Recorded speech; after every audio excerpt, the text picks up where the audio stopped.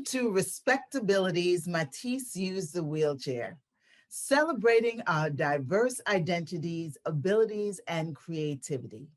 What a better way to open than with Beethoven's Ode to Joy, written in 1824 after Beethoven became completely deaf. Our opening image shares the title Matisse Used the Wheelchair and shows images of paintings that we'll visit in our tour today. These are Senecio by Paul Klee, a self-portrait by Frida Kahlo, a self-portrait by Vincent van Gogh, and a portrait of Harriet Tubman by Anna Sovic. My name is Zazel Chavah O'Gara, and I have the pleasure of being your docent for today's virtual gallery tour. I am a speaker with RespectAbility's National Disability Speakers Bureau.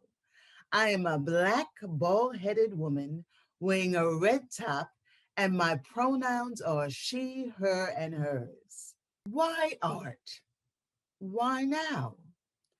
Duncan Phillips established the art gallery that we now know as the Phillips Collection nearly a century ago in 1921. It was a place of solace in memory of his father and brother who died in the 1918 influenza pandemic. Phillips understood that the deep connection between art and wellness, an act of healing, compassion, and love. Phillips built his collection to share with the world. Today, we'll visit galleries around the world, seeing works created by artists you'll know, some you may not.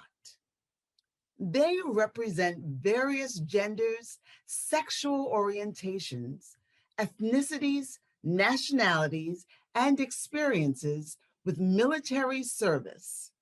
Each slide has two images. On the right is the image of the painting itself, which I will describe. On the left is a photo of the artist with key information. Now to the tour. Our first stop is at the Kunstmuseum Basel in Switzerland to see Paul Klee's 1922 painting, Senecio. Klee depicts a Cubist-style face using different shapes and warm tones of orange, red, pink, and yellow, with red circles for eyes and a triangle for one eyebrow and a curved line for the other. Klee shows the intricacies, complexity, and beauty of an individual face. This painting seems to say that each human being, whatever color, shape, size, identities, or abilities, is unique and important. On the left is a black and white photo of Paul Klee. He appears as a middle-aged white man in a tweed jacket and a bow tie, looking away from the camera. Klee was born in Switzerland and lived with scleroderma, a chronic hardening of the skin and connective tissue. He is known as an innovator in the European modernist art movement of the earliest 20th century. Our next painting takes us to Chicago's Project Onward Gallery. Here we see dot formations by Sheila Smith, a contemporary Black artist. This vibrant acrylic on canvas painting consists of small, distinct dots of orange, pink, blue, green, and yellow, creating patterns of jagged and round shapes.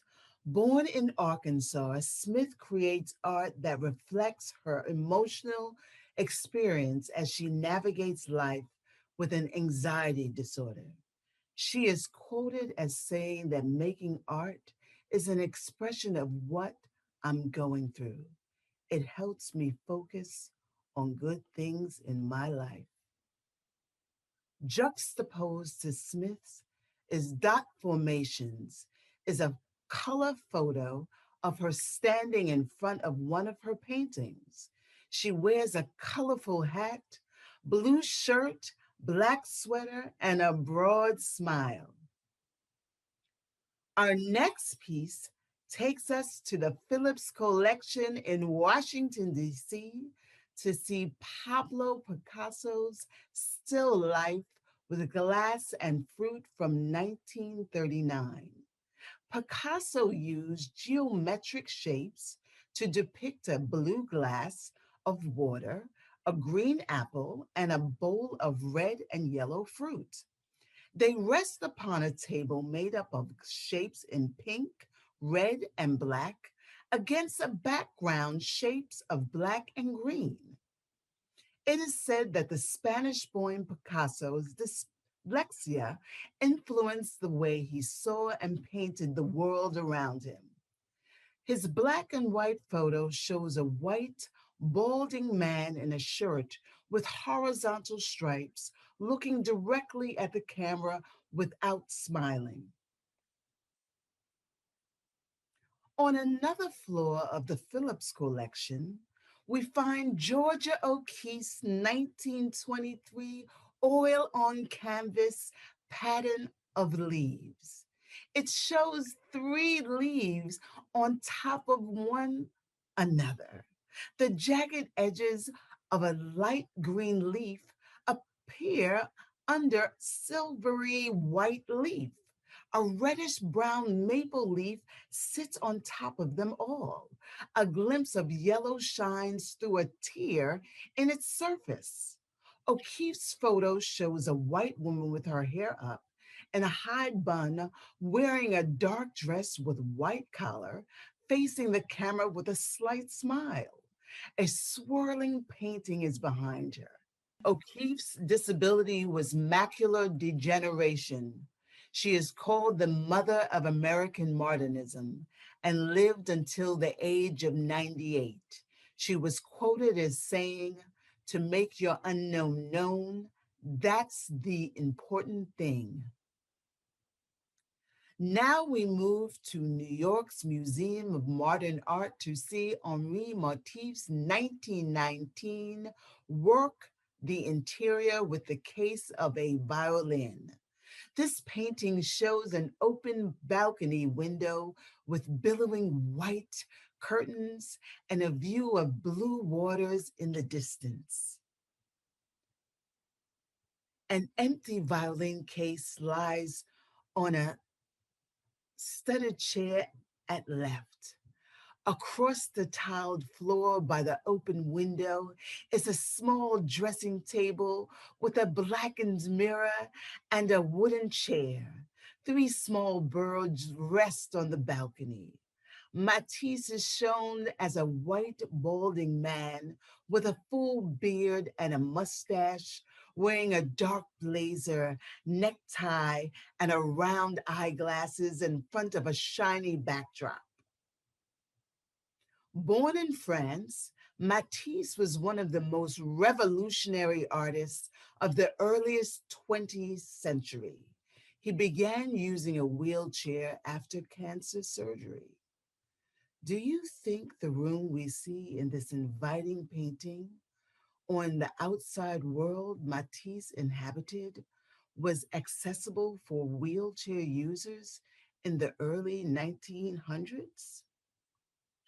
Let's head back to DC, stopping in at the Busboys and Poets restaurant gallery to see a powerful mixed media portrait of Harriet Tubman by Anna Rose Sovic. She is a contemporary English artist. While nearly everyone knows Tubman's story as a freedom fighter and a conductor on the Underground Railroad, what's less well known is that she lived with epilepsy and severe headaches. In today's terms, a traumatic brain injury from being beaten by an overseer when she was enslaved. Sovic's vibrant portrait is based on the original wanted poster for Tubman and includes patterns that enslaved people used to communicate. Tubman's hair is wrapped in a red handkerchief and she is surrounded by colorful birds. At the top are the words $100 reward, ran away. To the left, we see Sovik looking thoughtfully at the camera. She is white with brown eyes and hair. Sovik's dyslexia kept her out of the quote regular quote school. She did not learn to read until she was 12 years old.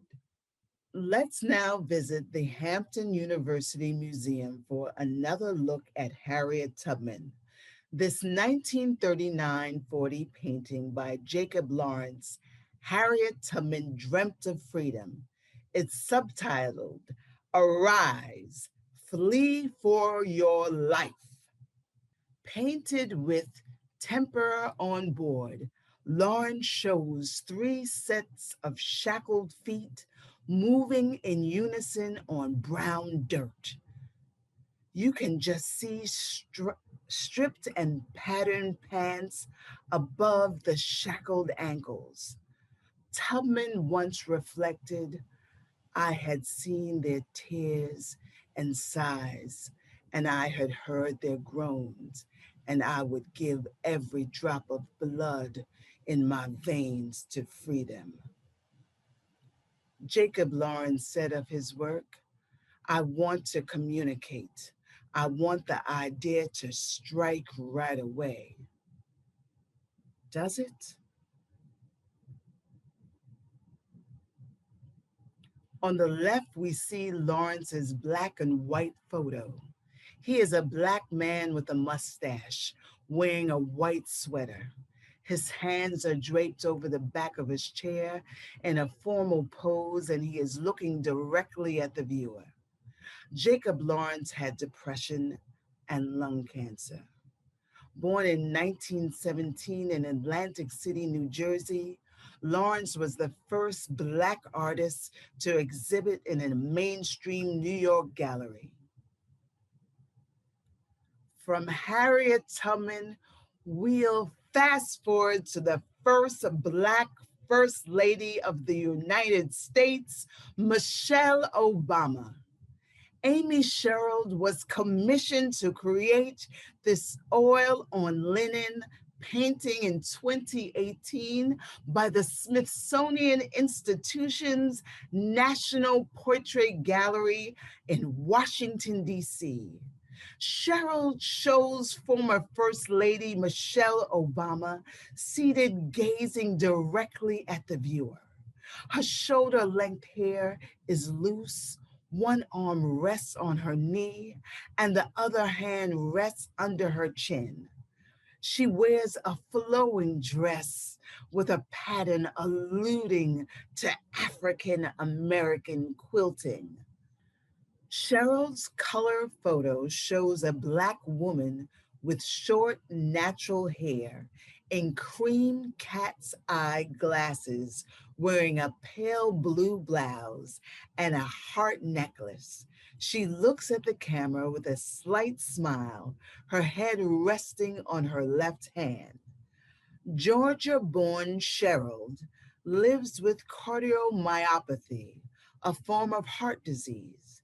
She is the first Black woman to create a presidential portrait for the Smithsonian National Portrait Gallery.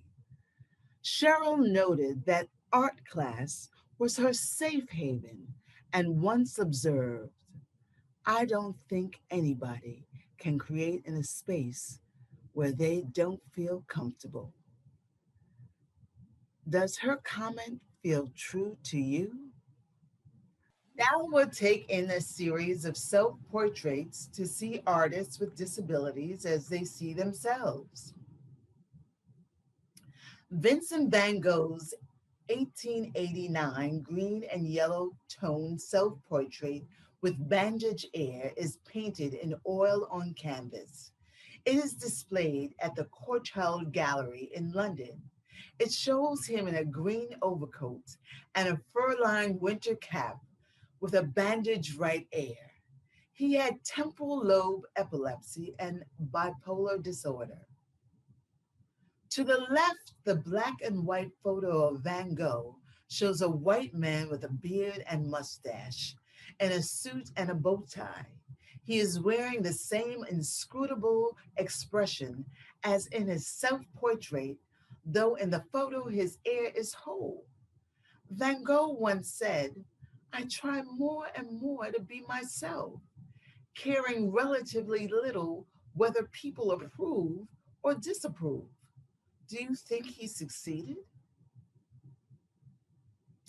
Next, we'll visit the University of Texas at Austin to see the iconic self portrait with thorn necklace at Hummingbird by Frida Kahlo. Born in Mexico City in 1907, Kahlo painted 200 paintings and over 55 self portraits. In this 1940 painting, Kahlo solemnly faces the viewer wearing a thorn necklace with a small black hummingbird. Droplets of blood are dotted across her neck. There's a black monkey on one shoulder, a black cat on the other. In the background, we see large green leaves and dragonflies. A color photo of Kahlo shows her with her head slightly tilted, softly smiling into the camera. She is leaning against the wall, wearing a wine colored shawl over a white shirt. Her black hair is coiled on top of her head, and her heavy eyebrows frame her face. She wears hoop earrings and a thorn necklace. Kahlo had polio as a child. At 18, a streetcar accident injured her neck and spine. Her work often alludes to disability, as well as her other identities as a Mexican woman and gender nonconformist. Our next stop is in Buffalo, New York, at the Albright Knox Art Gallery to see Horace Pippin's 1941 self portrait, An Oil on Canvas. We see a black man wearing a white shirt seated on a wooden chair against a blue background. He is holding a paintbrush that rests on his lap. An easel is partly visible. Pippin's black and white profile photo shows him in a dark coat, collared shirt, and tie. He stands alongside a tree, facing straight ahead with a serious expression. A World War I disabled veteran, Pippin had a steel plate in his shoulder, and his right arm was largely paralyzed. Our final piece is a 2013 self portrait by Riva Lura called Act 54. It is a mixed media collage showing Lura with red hair and a pink dress and black walking boots. She is suspended in midair like a marionette against a teal background. Is she flying, free, or being held back?